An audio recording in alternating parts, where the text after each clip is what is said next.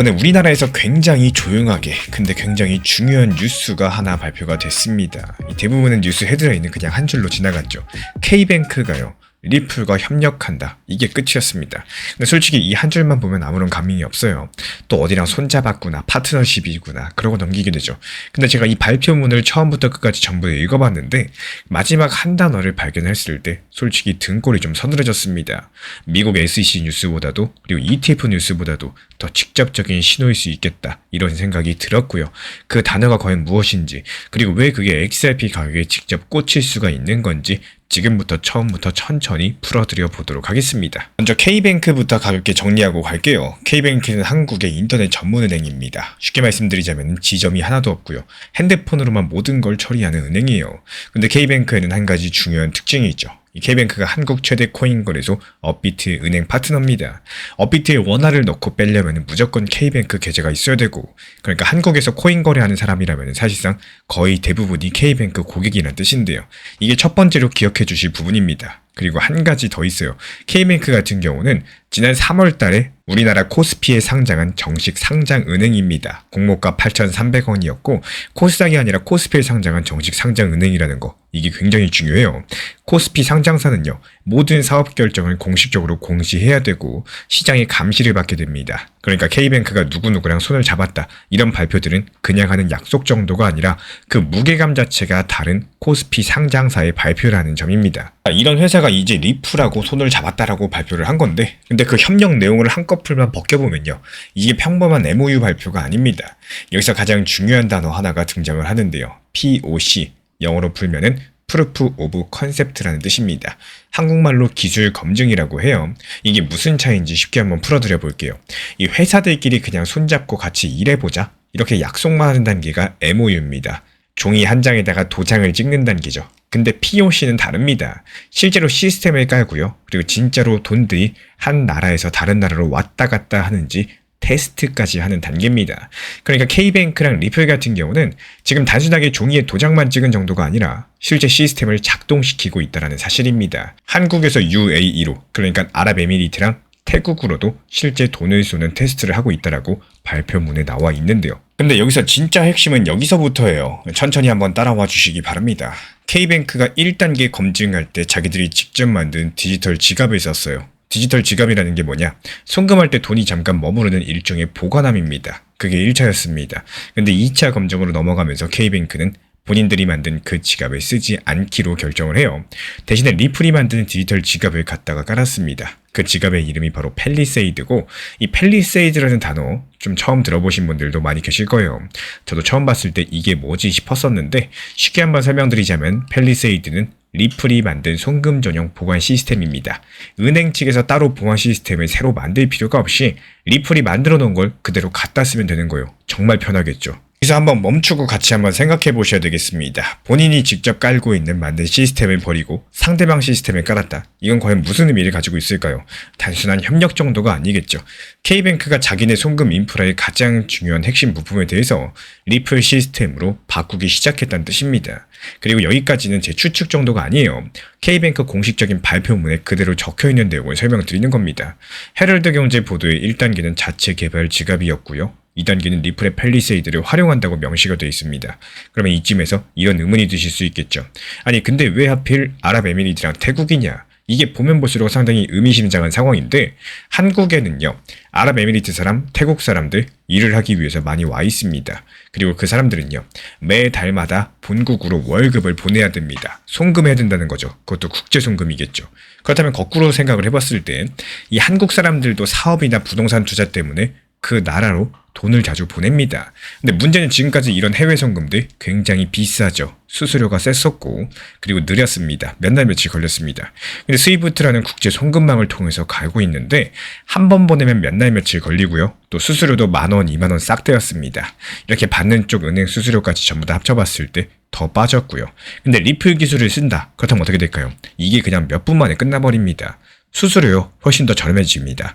시간하고 돈이 동시에 줄어들다 보니까 어떻게 보면 안 쓸 이유가 점점 더 사라지고 있는 상황입니다. 그리고 이게 얼마나 큰 시장이냐, 이 뉴스핀 보도에 따르면요, 한국에서 개인이 보내는 해외 송금만 연간 10조에서 20조 원 규모입니다. 정말 천문학적인 돈 금액이죠. 근데 기업 송금까지도 합쳐지게 되면 여기가 달라져요. 무려 200조 원이 넘어갑니다. 200조 원짜리 시장의 송금 인프라가 통째로 리플 기술 쪽으로 옮겨가기 시작을 했다라는 사실인 거고, 그 첫 단추를 K뱅크가 끼웠습니다. 그리고 여기까지가 객관적인 사실입니다. 이 발표문과 보도자료에 다 적혀있는 내용이기 때문에 이렇게 모여있는 하나의 점들을 전부 다 연결해서 말씀을 드려볼게요. 먼저 첫 번째, K뱅크는 업비트의 독점은행 파트너입니다. 한국 사람이 코인을 살 때 반드시 거쳐야 되는 게 그 K뱅크죠. 우리 구독자분들도 K뱅크 사용하실 겁니다.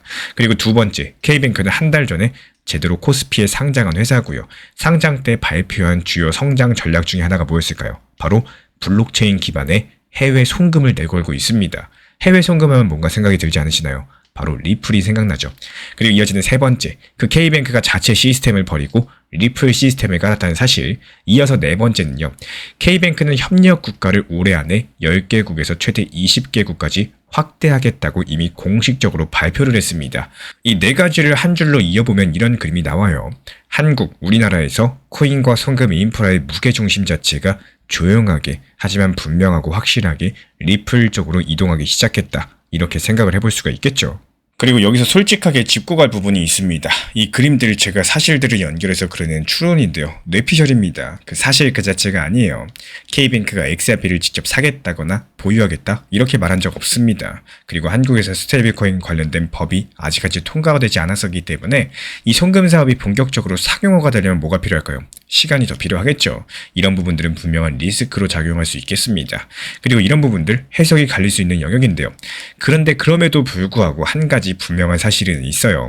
한국의 상장은행이 IPO 직후에 본인들 송금 시스템 한가운데 리플 기술을 끼워 넣었다. 이 사실 그 자체는 절대 변할 수가 없습니다. 발표문에 적혀있는 내용 그대로니까요. 그리고 이런 종류의 결정들은 한번 내려지면요, 쉽게 뒤집히기가 힘듭니다. 은행은 시스템을 통째로 갈아엎는 거를 가장 싫어하는 조직이기 때문에 한 번 깔면 보통 몇 년은 간다. 이렇게 보시면 되겠어요. 그렇다면 앞으로 어떻게 흘러갈 수 있을지 가장 가능성 높은 시나리오 한 가지 말씀드려 보도록 하겠습니다. 여러 갈래 전부 다 벌리지 않고 지금 공개된 자료 내에서 가장 가능성 높아 보이는 흐름 하나에만 집중해가지고 설명을 드려보자면요.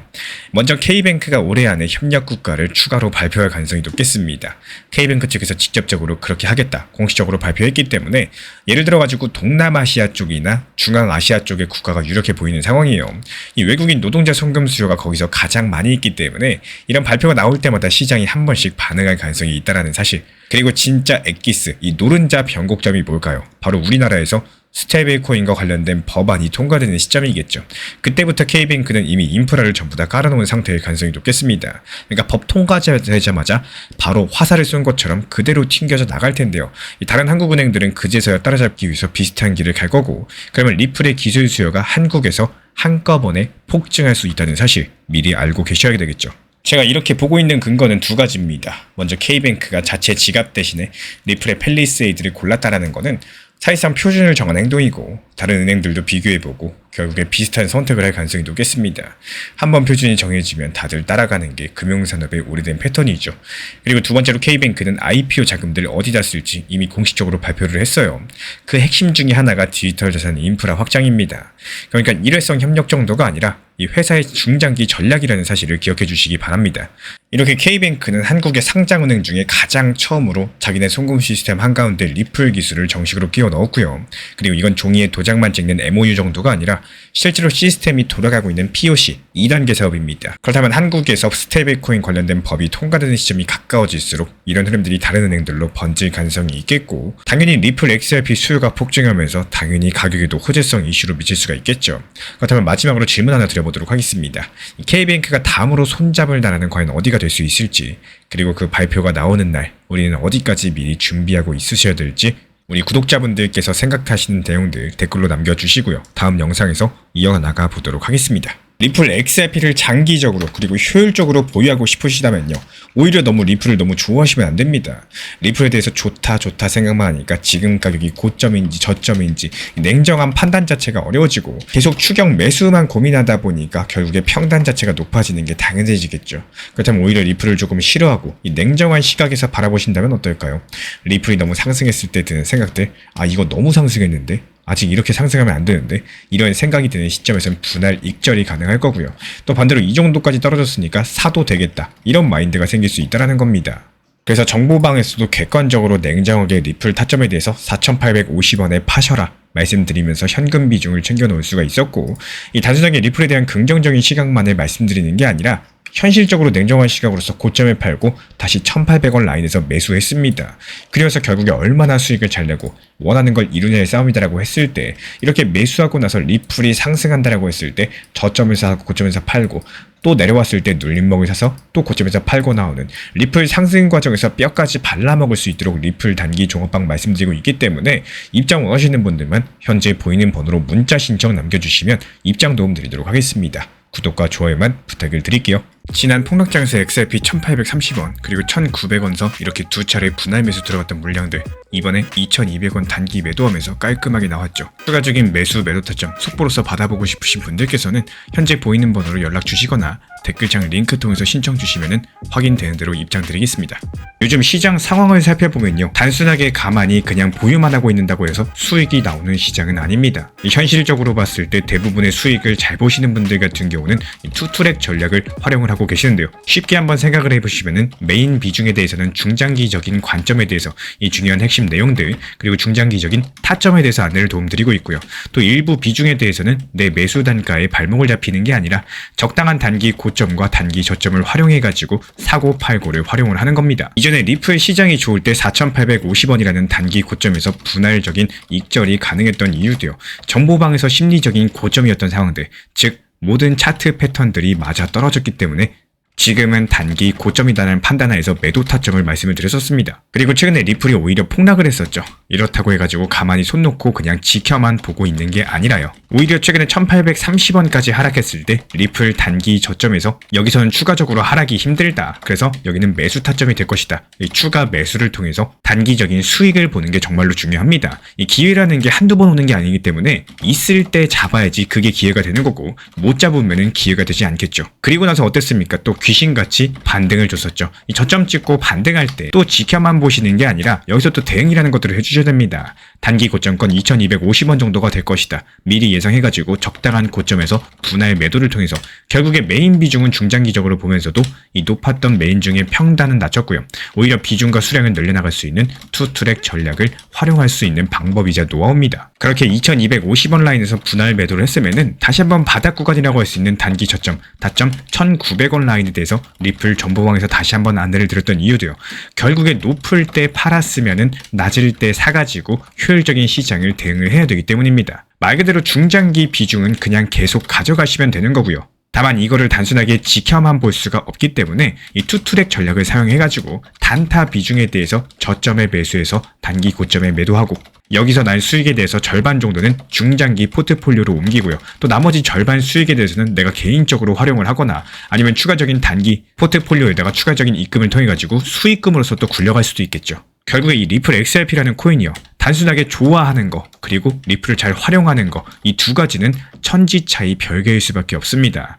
혼자서 잘 하시는 분들은 계속 그 방법대로 활용하시면 되는 거고, 하시다가 막히는 분들 아니면 처음이라서 잘 모르는 분들, 여태까지 해왔던 방법대로 해봤는데 수익이 잘 안 났던 분들, 또는 내가 낸 수익에 대해서 만족하지 못하는 분들 같은 경우는 단순하게 저희 채널에서 운영 중에 있는 정보방 입장하셔도 좋습니다. 반드시 여기에서는 필요로 하시고 또 리플에 대한 대응과 브리핑, 속보 같은 것들, 업비트 현물 매매로서 받아보고 싶으신 분들, 이런 분들께서만 신청 주시면 입장 안내 도움 드리도록 하겠습니다. 제가 안내해드리고 있는 코인 신사 채널 멤버십 전용방에 대해서 짧게 설명드려 보도록 하겠습니다. 리플, 암호화폐 시장에 대한 중요한 이슈, 그리고 브리핑이나 시장의 흐름에 대한 전문적인 분석 내용 설명과 함께 차트상의 기술적 분석, 온체인 지표와 투자 심리에 대한 내용들을 같이 안내 도움 드리고 있고, 가장 중요한 투자 심리를 컨트롤하기 위해서 포트폴리오의 구성에 대한 노하우, 투자 심리 컨트롤에 대한 내용도 같이 안내 드리고 있습니다. 코인 신사 스터디 멤버십 가입하신 분들께서는 아래 번호 혹은 신청 링크 통해서 남겨주시면 제가 연락드리고 있고, 안내 설명과 함께 신사 채널 리플 전용 멤버십 방에도 입장 안내 설명드리고 있습니다.